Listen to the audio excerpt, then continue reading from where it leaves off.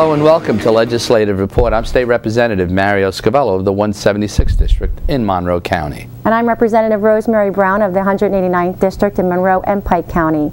Today's program will highlight the Workforce and Economic Development Network of Pennsylvania, known as WEDNET PA. WEDNET PA is helping the Commonwealth become more business-friendly. Through guaranteed free training program, qualified companies can receive funding for technology and basic skill training. Joining us today to discuss the program are Daria Wilibinski, Interim Director of Workforce Development for East Stroudsburg University, and Tom Venditti, Statewide Director of the program. Welcome to the show. Thank you. I'm going to make a projection. By the time this show is aired, she will not be interim anymore. She will be the director. You know, welcome, Tom and Daria. I'm so thrilled about this program because this program, in my mind, helps businesses grow within our county and within our state by helping train their workforce. Why don't you tell us a little bit about exactly what you do and what the program does? Sure. WEDNET PA was created in 1999. It was formed to provide a very efficient and cost-effective way to deliver workforce training funds to Pennsylvania companies. WEDNET is actually a very unique and interesting partnership of organizations. It includes state system universities, community colleges, and several other educational institutions that serve as the local points of contact for companies to apply for training grants. Last year we invested about $8.4 million, and that leveraged another $12.6 million in private sector investments. And this is all done with the intent of helping employees improve their skills, making companies more competitive in the global economy. And it helps keep those companies here as well by Pennsylvania having that program, correct? That's absolutely right. And Daria, what is your function as well, I'm going to call you the director because that's going to we're going to make sure that happens. Thank you. At ESU. ESU has been a partner in working with the WEDNET program since its inception in 1999. There is a division, it's Workforce Development, which is part of the Research and Economic Development Division of ESU. As a resource for the companies that partner with us, my role out there is to manage the funds that are allocated to the counties that I work with, to help with the training plans, also to provide some training suggestions and some training partnerships out there. Ideally, if I'm able to leverage some resources with some trainers that I have out there, we're able to economize on the training that goes on within the counties. Some of the counties that I work with specifically are Monroe, Pike, Wayne, and Carbon, but I do have representative companies from other areas.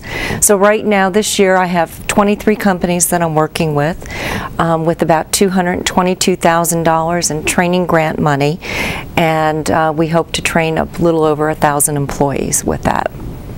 That's wonderful. Yeah. Especially now, I think there's a lot of businesses that really need to have that extra training and to keep themselves very competitive in the market. So exactly. What is the process, and we really don't have any formal setup of how we're going to have our discussion today, but what is the process for a company that may be interested?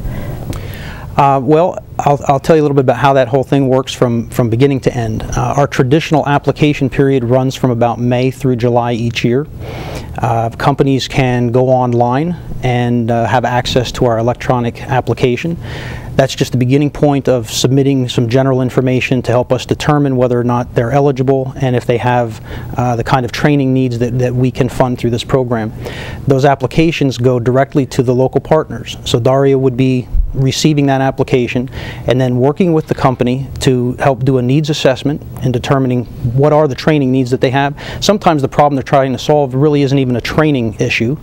So partners will help really narrow the focus in making sure that we're making a training investment that's going to have an impact. Partners will also work with companies to then develop their training plans and determine that all of the eligibility criteria is being met, and ultimately approve that application through to the statewide office.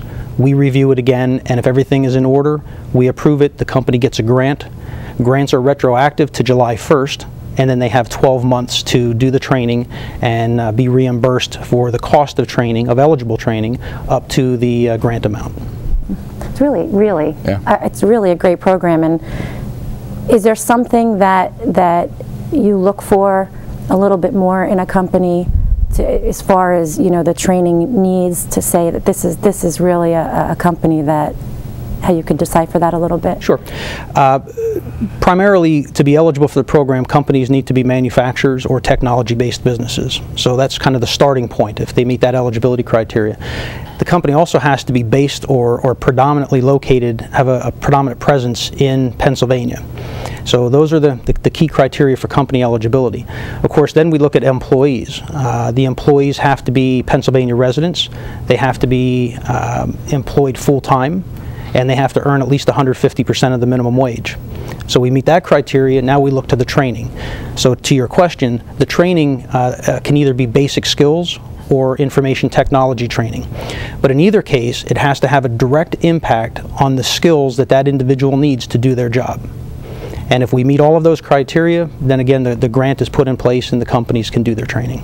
So if a company has a new piece of equipment, for example, that needs people trained on that equipment that already in-house, they would qualify, I'm assuming, correct? That would be... That sounds like a slam dunk on that one. Slam dunk. That would be eligible. The company would be able to determine who's going to do the training, so that's a company decision.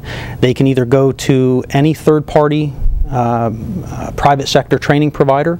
They oftentimes will use the WEDNET partners. Of course, East Stroudsburg University has the capacity to do certain types of training, so that's an option for them. And if they have the ability to do it with staff in-house, we'll also help them offset some of the cost of in-house training. Daria, do you go out to the field to visit the companies as well? I do. And you monitor the training, I guess, is that the... They submit their training plans, and then I'll go back out and follow up with them and help identify ways that we might be able to economically help them with some of that to economize the scales. For example, this year ESU is pleased to announce that we've partnered with Franklin Covey to offer some training classes at the university. We've also partnered with Northeastern Pennsylvania Industrial Resource Center, or known as NEPERC, and so we're able to offer seminars and training facilities at ESU. And so where a company may only want to send 1 or 2 employees, now they can send those employees, and other companies come in, and now we're leveraging best practices amongst the companies. So we're economizing the cost, but yet we're also leveraging best practices with them. So we'll help try to identify ways that we can work together with other businesses in the area, but they may also have a very specific and unique need, and through some of the resources or some of the training providers that I've networked with, I might be able to find that solution for them. How many companies have you gone back to and helped? I know that later on in the show we're going to have one of those companies, because I know that they lobbied me a couple of years ago before the budget, because they really believe in the program, and it's a great program. Do you have a good history with certain companies, or we just keep growing the... We have worked with, in the history of this program, more than 15,000 companies in Pennsylvania. Wow. And we have helped train almost 1 million employees. Now, one of the criteria is that companies can only participate in this program 2 years in a row, or 3 years out of any 5-year period.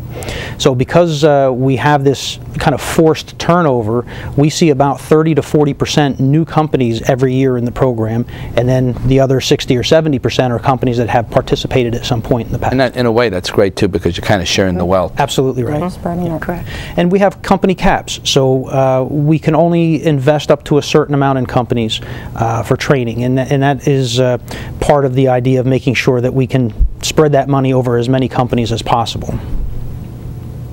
Well, it's really a great thing for the state, because we talk all the time about making sure that we have more jobs and more businesses in Pennsylvania, and attracting businesses. And a lot of times when a business decides to come to Pennsylvania, and we've discussed this, they look at what training is there and for their employees, and what they can do to make their business successful. So it's a great tool for us. Yeah, they look at we have the workforce in Monroe County, and we definitely have the ability to train that workforce in WebNet, ESU, just fabulous. They're involved in the accelerator program.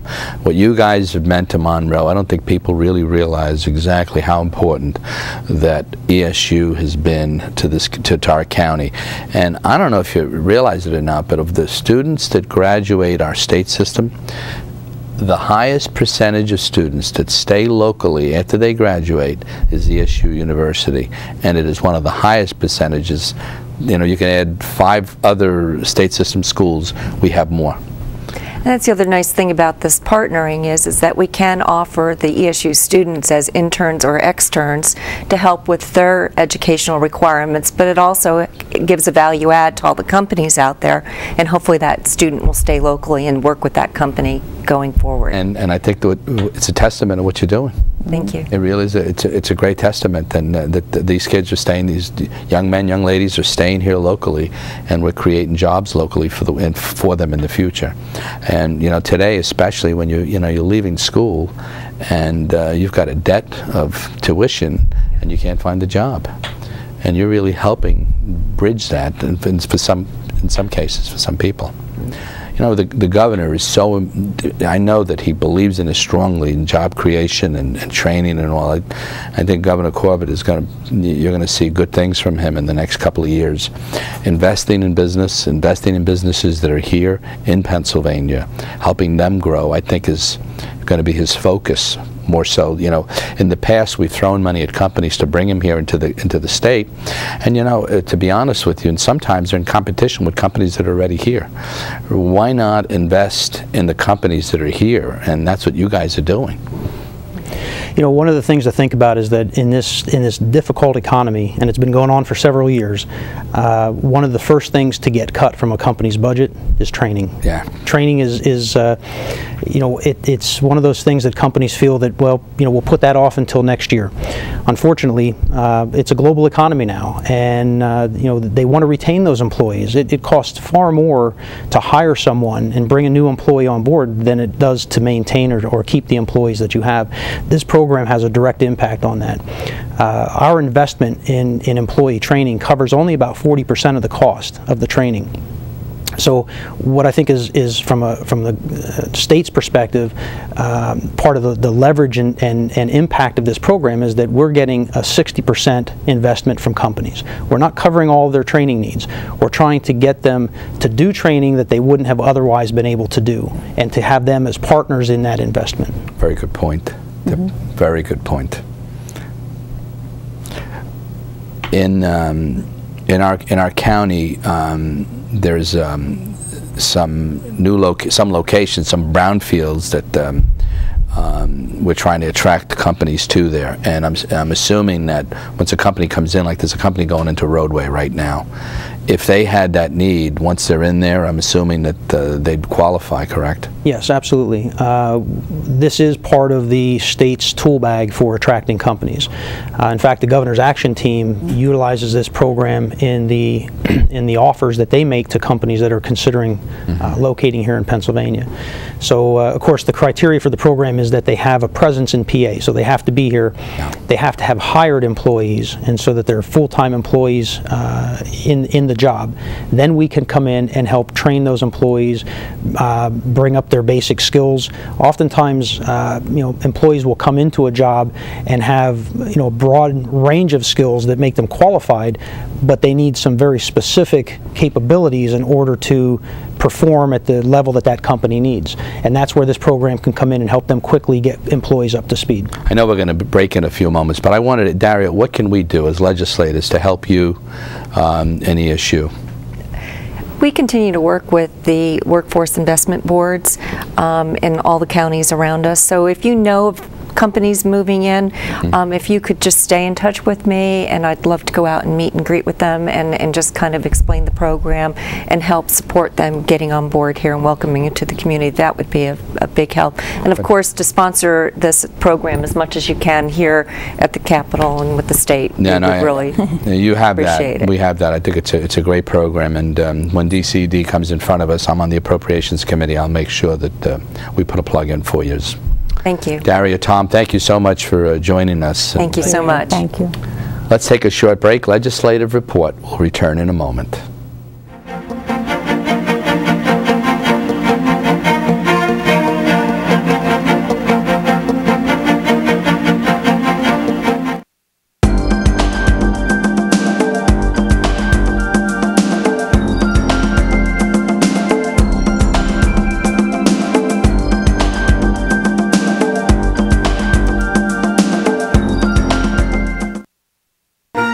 you know that Act 16 of 1999 honors one of the greatest leaders in the Pennsylvania House of Representatives? The Matthew J. Ryan Legislative Office Building, once known as the Capitol Annex, is located next to the main Capitol building and honors the late Speaker of the House, Matthew J. Ryan. Those who visit this building will observe the magnificent architectural designs providing eloquence and grandeur to the building. Known as one of the greatest members in the history of the Pennsylvania State House, Matthew Ryan started his career in the legislature in 1963 and was elected Speaker in 1981. His charisma and knowledge will forever be reflected in the building now named after this great legislative leader. Now you know.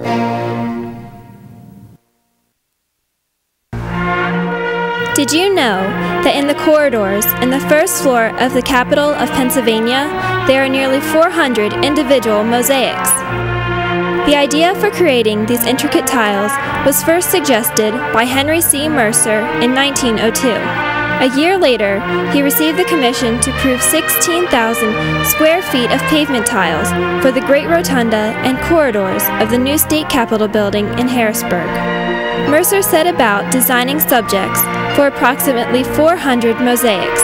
He chose as his general theme the history of Pennsylvania, and he soon realized that his tiles could tell stories.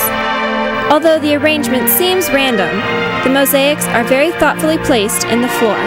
The tile sequence is roughly chronological, beginning at one end with the scenes depicting the Native Americans.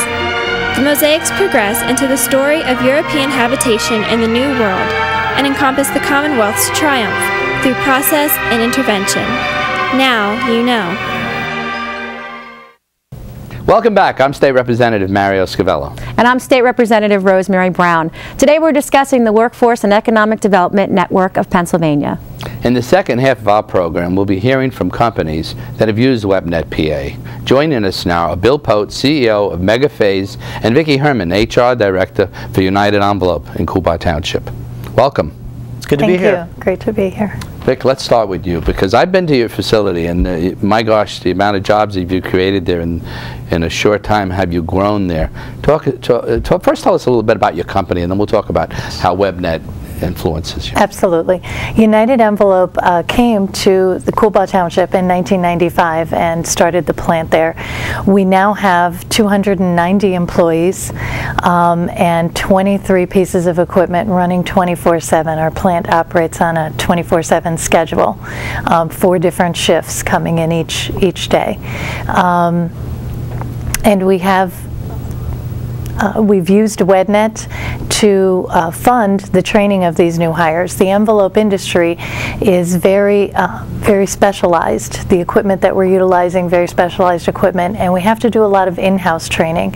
So WebNet allows us to use our own in-house trainers and train our new hires as they come into our facility in the different positions that they're going to hold, whether it be a machine operator, a machinery mechanic, our material handlers. And so we've had a wonderful experience with utilizing it and trained many of our employees over the few years that we've been awarded WebNet grants. It's a little bit of history. I always think that your company followed me to the Poconos because I didn't live too far from where they originally were in the Bronx.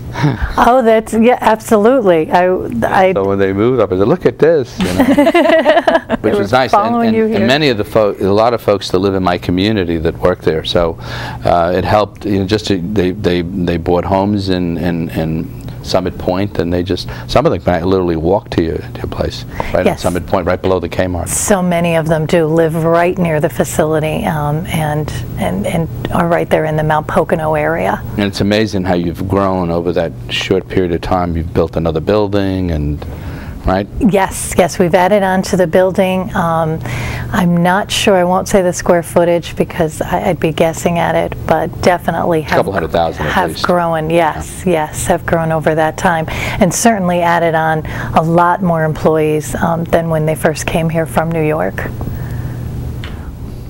Now, Bill, you also have had great experience with WebNet. I have. So tell us a little bit about Megaphase. My company innovates designs and manufactures specialized cabling. If you look around the studio, you see cables everywhere. Our cables carry microwave frequencies, and they're used in a very wide variety of applications, from radar systems to jammers that go on Army vehicles to prevent detonation of roadside bombs. Wow. And our cables are used to test Apple iPhones and iPads. So we have a wide variety of customers, the best and biggest names in technology. Yeah, so the technology boom, I mean, this is fantastic for your company. It's been very helpful. Right. It's been very helpful. Now, how have you utilized WEDNET to really help you in expanding the company? Well, training for our business is very important. We're engineering intensive. We have 0 defects in our quality. So finding the right people on the manufacturing floor is not so difficult to do in Monroe County. We have a great workforce here. We have about between 50 and 60 members on our team, and we train them for supervising, for basic computer skills, Microsoft Office, Excel, CAD, specialized CAD training. And then we also use expert systems, our ERP system that we use to run our company, very specialized training, and WEDNET's been a tremendous asset to us in making sure that we can stay competitive. Everybody uses the technology to their advantage so we can do more and serve our customers faster. Take us through a little bit of when you decided to utilize WEDNET. You know, exactly how, maybe whatever you can tell us, the training of how it was done differently maybe than if you didn't have WEDNET. Well, you know, to the earlier point, training does kind of fall by the wayside. You know, when you're a small growing company and financing is tight, sometimes you leave training for the last thing and hope that people can, you know, go online and use online resources to get through it, but really nothing replaces that in-person live training. So, you know, Daria came to us and we jumped on the opportunity to get this done this year. It has been a tremendous asset to the company already. Daria came to the company, met with my HR manager, Jackie Roker. We came up with a training program that we kind of had by the wayside anyway, but this was really the push that we needed to move forward, and already seeing results from it. Right. And like you said, you know, the quality and everything is very important for the product. Absolutely. So the training really plays a significant role in your customers. Absolutely, absolutely. One of the things my customers notice is that we have great quality and we deliver things very, very quickly. We answer the phone. We respond to requests very, very quickly. So all the technology, and certainly the training on the technology, really enables us to do that. We have to compete globally. So we are a worldwide company serving companies. We have companies in China, Japan, Germany. We serve about 15 different countries. So we're competing on a global scale and really need that training and competitive edge. Very good. I guess your efficiencies, both companies too, by having trained workforce, you're more, you know, the efficiencies within your companies, right? Absolutely. Absolutely, it improves that efficiency, and we're the same way in the envelope industry. It's very competitive. You have to put out a quality product. So we need to make sure that our employees are trained in all of our quality procedures and that they understand how to follow them on a daily basis, and to make sure that they're putting out a product that the customer is going to want to come back to us each and every time. See, and I always go back to Roe, you know, they're efficient, they're big efficiency, and they'll pick up some more business and volume, and then they have to hire more people. Absolutely. It's so a good trend. It's a trend, yeah. The more jobs that you create. See, I like to, you know, companies that are already established in PA, you know, to do whatever we can to help them grow right here, because you're here already, you know. We know what you have, and we know we don't want to lose. We want to see you grow. Right. So to me, it's one of the best investments that we can make at the state level. It's a lot less than throwing money at a company to bring here, and then, you know, who knows what the end result's going to be. And not to say that we don't want that. We want that as well. But when you're here already, my gosh, the best investment we can make. Yeah. We want to keep the jobs. We want to keep the company here. We always go back to our school property taxes and things. So we want good business here. Yeah. We want good jobs. Absolutely. So. When I founded the company 13 years ago, you know, the package that the state of Pennsylvania offers is really fabulous, and I brag about this all over the country and overseas. I think Pennsylvania has been fantastic for business. This goes back to, you know, Governor Ridge when I started the company in '98, and it's been carried through right through to our Governor Corbett. So we're extremely happy to be the benefactors of the training. Yeah. You know what? But you know, Representative Brown and myself would love to see is how we can help bring your partners to our county. Right. You know, the things that, you know, that you have in that need the raw materials, whatever you need. If there's some way that we can attract them to Monroe manufacturing, wouldn't that be a great? Well, he's recruiting for us already. I'm happy to recruit for you, absolutely. I talked to fellow business owners in California, and wow, they have a very difficult time out there, very high taxes. Absolutely. It's a tough environment. Pennsylvania makes things a lot easier for us. We're going to eliminate the capital stock and franchise tax. We're going to reduce the corporate net income tax.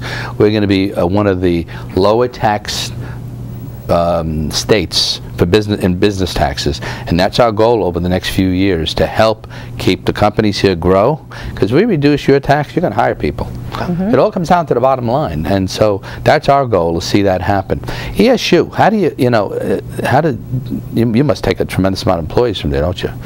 I've hired quite a few ESU graduates, and some of my star performers, the younger group, is from ESU. So we're very, very thrilled to have the university close by. You know, in addition to having, you know, great training resources at the university, it really provides a really great pool of technology workers and people that are already coming out of school with Microsoft Office skills, good communication skills, and they're very, you know, young, aggressive, and we're happy to have them on the team. And technology. It's right there. All technology. Yes, absolutely. The new graduates, they really are on top of that. Yes. It's great. Thank you. Great.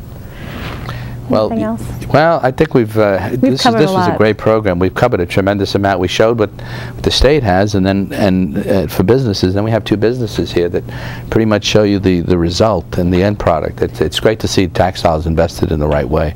I think, you know, it's important that businesses know that these resources are out there for them, especially during these times when they're trying to grow as much as they can with the economy. So I think it's important to know that this is a very valuable resource that not only Pennsylvania but locally that we really could utilize. So if you're a business watching, right? Yeah.